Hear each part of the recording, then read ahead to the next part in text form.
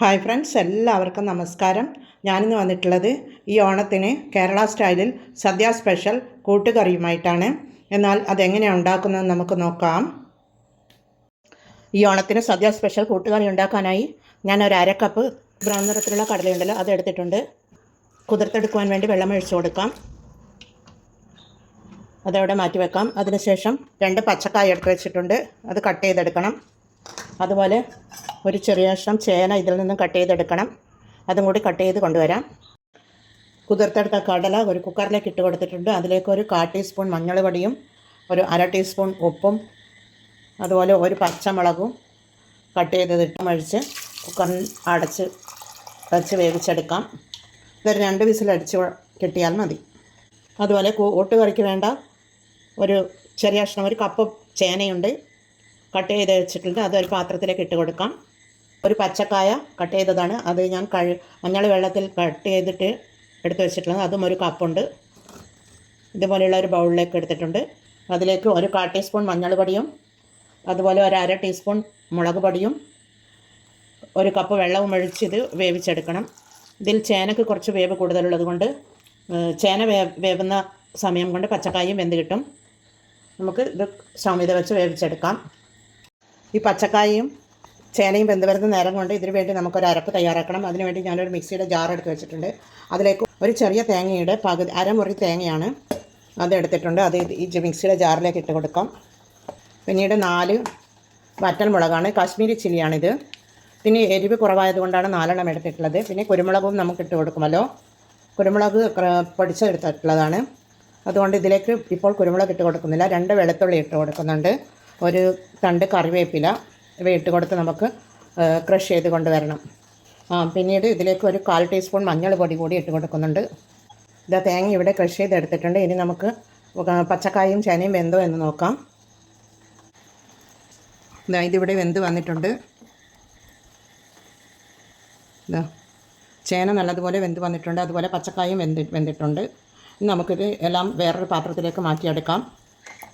അതിനായി ഞാൻ സ്റ്റൗവിൻ്റെ വേറൊരു പാൻ വെച്ച് കൊടുത്തിട്ടുണ്ട്. അതിലേക്ക് ഇതിട്ട് കൊടുക്കാം. പച്ചക്കറികളൊക്കെ ഇതിലേക്ക് ഇട്ട് കൊടുക്കാം. അതുപോലെ കുക്കറിൽ വേവിച്ചെടുത്ത കടലയും നല്ലതുപോലെ വെന്ത് വന്നിട്ടുണ്ട്, അതുകൂടി നമുക്കിതിലേക്ക് ഇട്ട് കൊടുക്കാം. പിന്നീട് ക്രഷ് ചെയ്ത് വെച്ച തേങ്ങയുണ്ടല്ലോ അതുകൂടി നമുക്കിട്ട് കൊടുക്കാം.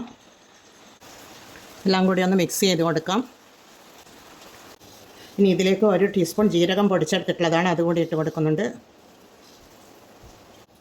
കറി ഇവിടെ റെഡിയായി വരുന്നുണ്ട്. ഇനി ഇതിലേക്ക് 1 ടേബിൾ സ്പൂൺ കുരുമുളക് ഫ്രഷായി ചതച്ചെടുത്തിട്ടുള്ള കുരുമുളക് പൊടിയാണ്, അതുകൂടി ഇട്ട് കൊടുക്കാം. കുരുമുളക് പൊടിയുടെ എരിവാണ് കൂട്ടുകറിക്ക് മുൻപന്തിയിൽ നിൽക്കേണ്ടത്. പിന്നീട് കുറച്ചധികം കറിവേപ്പില ഇട്ട് കൊടുക്കുന്നുണ്ട്. പിന്നീട് മല്ലിയില, ലാസ്റ്റ് മല്ലിയില കൂടെ തൂവിക്കൊടുത്ത് നമുക്കിത് താളിച്ചൊഴിച്ച് കൊടുക്കണം. ഇതിൻ്റെ കറി കഷ്ണങ്ങളൊന്ന് വെന്ത് കിട്ടേണ്ട താമസം മാത്രമേ ഉള്ളൂ. കൂട്ടുകറി എളുപ്പത്തിൽ ഉണ്ടാക്കിയെടുക്കാവുന്നതാണ്. പിന്നെ താളിച്ചൊഴിച്ച് കൊടുക്കുമ്പോൾ കുറച്ച് തേങ്ങ വറുത്തെടുക്കണം. തേങ്ങ വറുത്തെടുക്കുന്ന സമയം മാത്രമേ വേണ്ടൂ. ഇനി നമുക്കിത് താളിച്ചൊഴിച്ച് കൊടുക്കാം. തീ ഓഫ് ചെയ്ത് കൊടുത്തിട്ടുണ്ട്. ഇത് താളിച്ചൊഴിച്ച് കൊടുക്കാനായി ഒരു പാൻ സ്റ്റൗവിൽ വെച്ച് കൊടുത്തിട്ടുണ്ട്. അതിലേക്ക് 1 ടേബിൾ സ്പൂൺ വെളിച്ചെണ്ണ ഒഴിച്ച് കൊടുക്കാം. അതുപോലെ 1 ടീസ്പൂൺ കടുക് ഇട്ട് കൊടുക്കാം. പിന്നീട് 1 ടീസ്പൂൺ ഉഴുന്ന് പരിപ്പാണ്, അതുകൂടി ഇട്ട് കൊടുക്കുന്നുണ്ട്.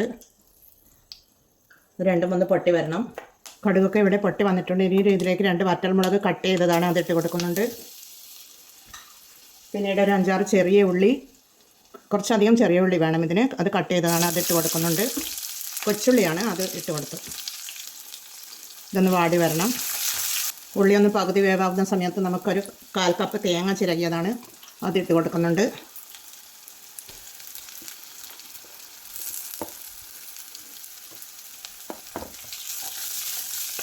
എല്ലാം ഇട്ട് കൊടുത്തൊന്ന് ഇളക്കി കൊടുക്കാം. നല്ലതുപോലെ ഒന്ന് തേങ്ങ നല്ലതുപോലെ ഒന്ന് ഫ്രൈ ആയി വരണം.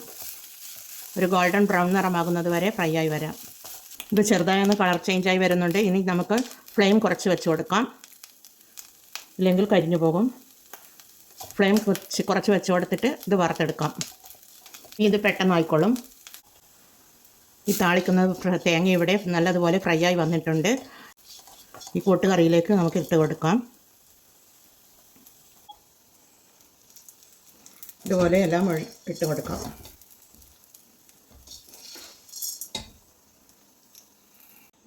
ഒന്ന് ഇളക്കി കൊടുക്കാം.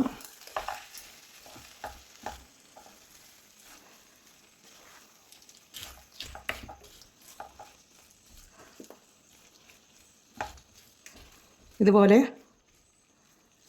അധികം ഡ്രൈ ആവാൻ പാടില്ല കൂട്ടുകറി, കുറച്ച് പേസ്റ്റ് രൂപത്തിൽ വേണം, എന്നാലേ അതിൻ്റെ ടേസ്റ്റ് കിട്ടുകയുള്ളൂ.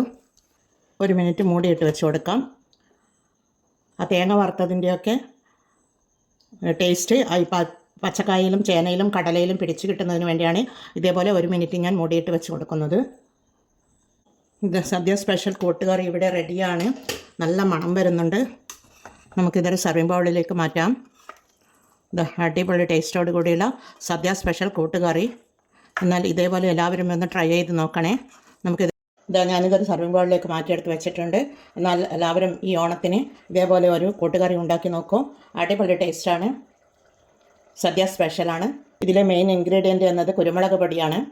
പിന്നെ ചെറിയ ഉള്ളിയും തേങ്ങയും വറുത്തെടുത്ത് താളിച്ചൊഴിച്ച് കൊടുക്കുന്നതുമാണ് ഇതിലെ പ്രധാനമായും ടേസ്റ്റ് കൂട്ടുന്ന ഒന്നാണ്. ഈ ഇൻഗ്രീഡിയൻ്റാണ്. എന്നാൽ എല്ലാവരും ട്രൈ ചെയ്ത് നോക്കി ഫീഡ്ബാക്ക് അറിയിക്കണേ. കമൻറ്റും സബ്സ്ക്രൈബും ചെയ്ത് സപ്പോർട്ട് ചെയ്യണേ. അടുത്തൊരു വീഡിയോയുമായി വരുന്നത് വരെ എല്ലാവർക്കും thank you for watching. Subscribe ചെയ്യാതെ കാണുന്ന കൂട്ടുകാരുണ്ടെങ്കിൽ ഒന്ന് സബ്സ്ക്രൈബ് ചെയ്യണേ കൂട്ടുകാരെ. ഒരു ലൈക്കും കൂടി തരണേ.